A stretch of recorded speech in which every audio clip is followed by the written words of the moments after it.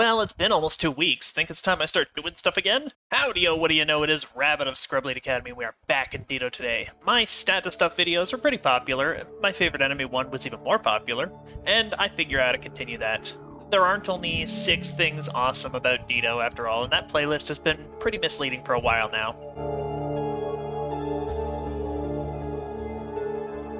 So we have a new entry, Favored Weapons. What are they good for, and how many can you get? Well, a massive amount of them, surprisingly, each with their own unique playstyle attached, from clicking to attack enemies, to clicking the left mouse button in order to deal damage, to rapidly clicking the mouse in order to make numbers reduce other numbers. The Favored Weapon system is that robust, and the things you can use it for are incredibly, almost never, not endless. Okay, they end pretty quickly. But let's go over the myriad weapons you get access to. Trust me, they all have their strengths and weaknesses. It's not like SSG just ham-fistedly threw them into the game without accounting for something fascinating or unique about each one, complete with some lore and awesome weapon-specific shit you get in addition to the base bonuses. No, Turbine did that. So, to be fair, it's a really old system that hasn't even gotten a new paint job, much less a band-aid. But here's your basic religious weapons list. When you start a religious class like a Paladin, a Cleric, or a Favorite Soul, you get a choice of one of these weapons depending on the class and race. There are a lot of exclusives here, so don't get comfy with the idea that you can just have fun in the game and not have to build your class from scratch to 32 before we even start. No, you have to plan everything out. This is an old system. What fucking scrub would expect a game to help you understand its mechanics? This is 2022, people. If you're not a hardcore gamer, well, I hope you have friends, because the world's gonna leave you the fuck behind. And true to form for a patchwork system, only the Paladin can actually use the carrot that is the Favored Weapon system without being hit by a massive stick, like a bad child that won't stop pissing on the floor. Basically, in this list there are Eberron exclusive Favored Weapons and Forgotten Realms exclusives. Even among these, however, there are particulars. Elves and half-elves can take scimitars, but nobody else can. Similarly, drow can take short swords, but nobody else can. The number of options in Eberron is pretty decent, though, so aside from these special notes and the Warforged/Bladeforged thing I'll go over in a bit, you have some choices. Now, your problem won't be with choice, but with, good choice. Let's be real. Sickles, short swords, scimitars, and warhammers are completely outclassed by longswords these days, and they'd still probably be pretty inferior weapon types, even if the itemization was better. Quarterstaves and longbows are extraordinarily niche, so you're left with greatsword, dagger, and longsword as the ideal weapons, mostly because of some combination of their profiles, accessibility, itemization, deadly lines, feats, and specialties. Bludgeoning is a great damage type, but the weapons are almost always inferior in general, so they're always starting off at a lower point of value. There are a couple of notable bludgeoning weapons, but we'll get to them in a moment here. But one thing you want to keep in mind, most of the things I say about favored weapons, or the negative things, don't really apply to Paladin. If you want a class the game supports, Paladin will bring you happy ending for a very long time.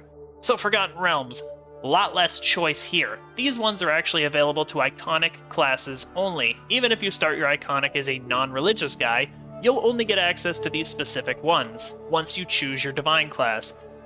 Heavy Mace is not exclusive to Sun Elf, but Sun Elf is confined only to using heavy maces, at least during level up. We'll get into that a bit more later. In the same way, Bladeforged units can only take greatswords rather than any of the other ones. Warforged, which is not an iconic, can use greatswords as one of their favored weapons, but they can also choose any Eberron favored weapon as well.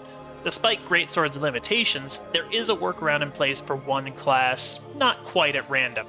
Thank you once again, Paladin. This is also where Mauls have a chance of keeping up with other two-handed weapons, i.e. the Great Axe, because the crit profile is better for Adrenaline, which is pretty much still the only endgame option for Epic Tunes. Unless you're an SMR Scourge, heavy maces are pretty much trash. Unless you're a tank or vanguard, or for whatever reason want to play melee artificer, you either god or scrub you. Bastard Sword is obviously inferior to Longsword. So basically, why are you really concerned about taking any of these other weapons then if they're so bad comparatively? Well, it's actually for that nifty Deity feat at level 6. You can get deadly lines in a lot of divine classes as well, but they buff this line so that it's useful for every weapon that would count as a favored weapon, so you're kind of pushed once more to the good weapons. No, you only choose a shitty weapon for a great flavor win. Or for the feat. So what are these feats? Well, Q-Staff gives you Arian's Instruction, a huge buff to spellcasters and clerics specifically. And no, it's not for Paladin, since Wisdom Paladin is, right. And Turn Undead is only useful for clerics. Using Orion's Instruction doesn't actually require you to use Quarterstave, so you can choose a good weapon and take this feat. The Blood is the Life is actually pretty awesome for daggers. Con boost, fortification, and fort bonuses, and a bunch of defense.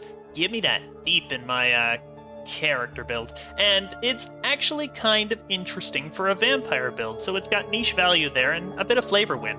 But this won't be a trend. We're gonna get into some bad ones soon here. This one's an outlier, and since the vampirism nerf, it's pretty much negligible to use daggers with this feat, but at least you can use the feat without daggers. Bladesworn Transformation is pretty cool for its profane bonuses, but the problem is that profane is quickly taking over as an itemization option.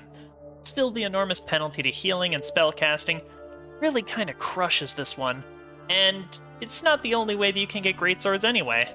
I think this feat needs a tune-up. Luck of Eladra for sickle lovers is super interesting as a concept, and the heal is nice, even though it pales in comparison to the multifaceted universal usage of Unyielding Sovereignty. The d6 is rolled independently for each stat, so it's not predictable, but it lasts for a decent amount of time. The problem is, it just doesn't really have much of a niche, since healing almost always does more than you need when properly cared for. Also, it doesn't require sickles to use, so once again, if you're going to take Eladra, it's probably just a flavor win. Onatar's Forge for Warhammers is, well, melee power's good, and you can technically get some spell power from this temporarily, but I'd just find another one.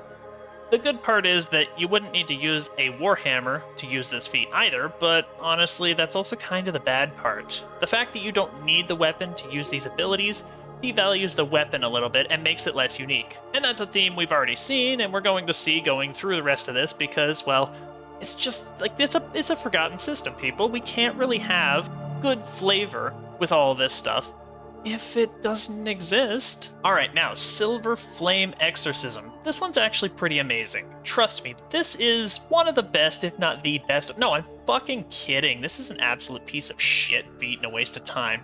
You can get longbows elsewhere, so don't even bother with this. It's kind of sad, since the Silver Flame is actually my favorite religion in Eberron lore. But, well, you get what you get. The Silver Flame is also super corrupt. Now, Unyielding Sovereignty. Oh, baby, this is my shit. This gets rid of all negative effects, including fucking death, son, and heals you for a meager 30,000 positive energy.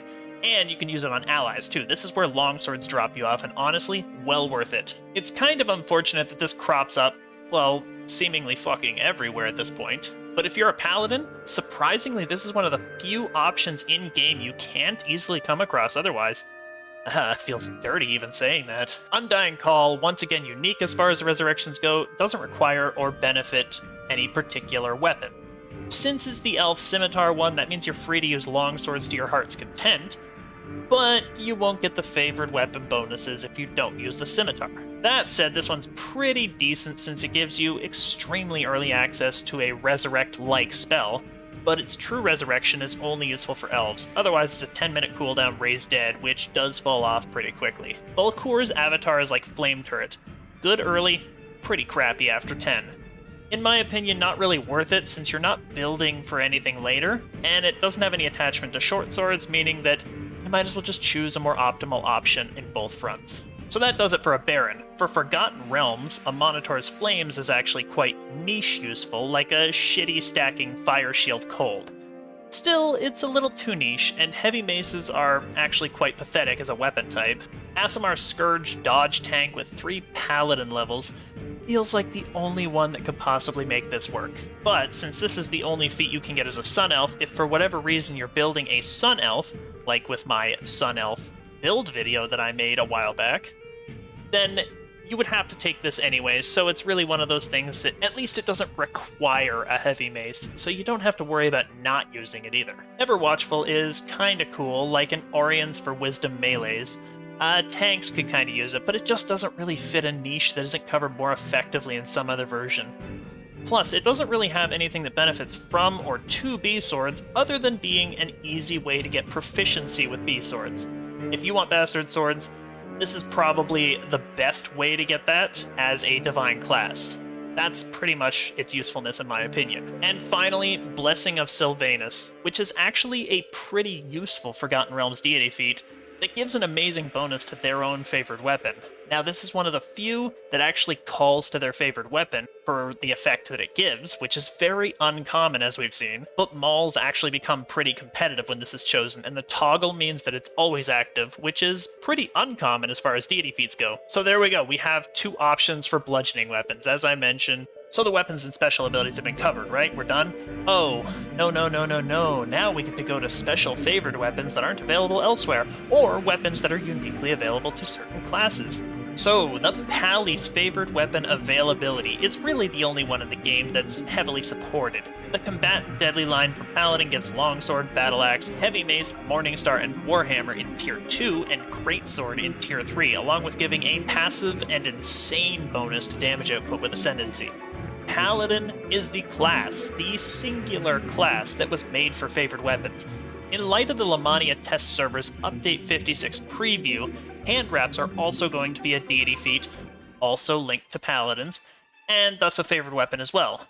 You have to be Sacred Fist in order to get them as a favored weapon, meaning they're once again confined to one class. That's fine though, and pretty ignorable since as a weapon type, they're pretty much a glorified poo. Their special level 6 deity feat lets you use the Sacred Defender tree without having to equip good armor or a shield, and since you're forced to take this feat now, it kind of fixes the bad interplay Sacred Fist has between one of its other two non-synergistic trees.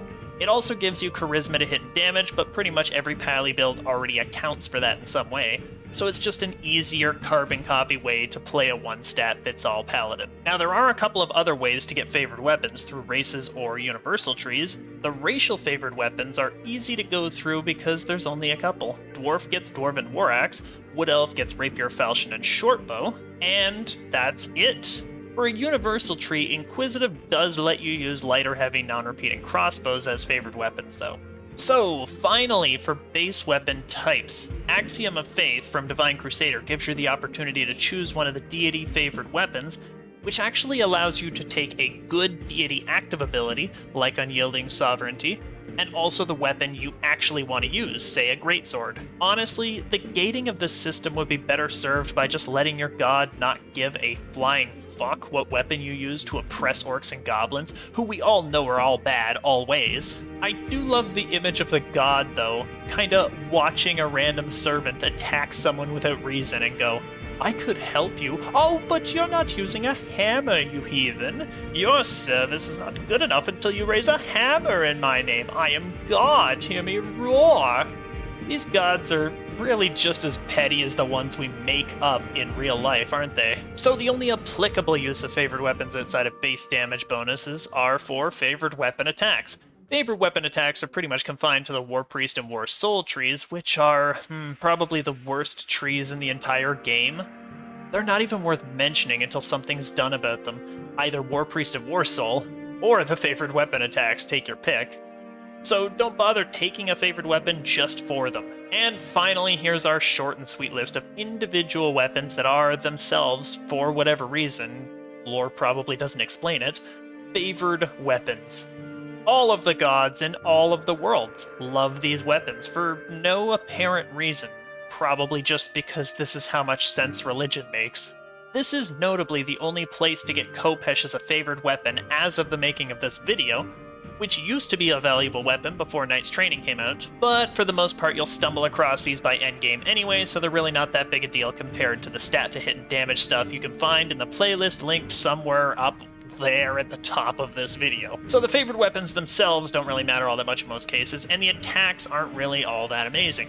But you can use them as a substitute deadly line, so I guess it's as good as those fighter feats we're all told are incredibly balancing and valuable to have. But seriously, 2 goddamned fighter exclusive feats at 9 and 12 are supposed to equal 1 souped up pally defensive spell, and it takes 8 of these motherfucking focus or specialization feats to beat a fully armed righteous command, a single spell. which of these fucking classes is supposed to be the martial one again? So is that it for favorite weapons then? I mean, basically, but there's one last entry that's actually a massive flavor win. Spear of the Mournlands, the best favored weapon in the game, and the shittiest looking quarterstaff ever. Look at this. But that's not the cool part. Fucking look at this.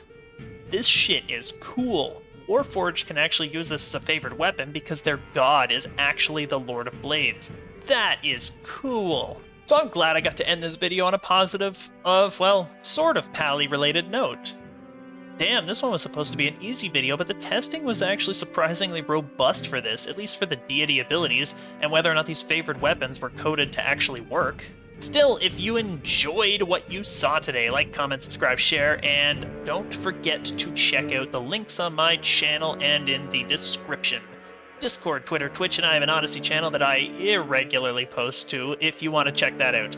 I'll still post here regularly though, and Odyssey's a bit newer, but it kind of allows me to branch out a bit more in case I decide to sell out in the future or something else. I should be back on a little more regularly, but I'm still kind of getting settled in, kind of getting things going here, so it might not be, according to a specific schedule. Anyway, for this video, thank you so much for watching, and I hope you all have a great day.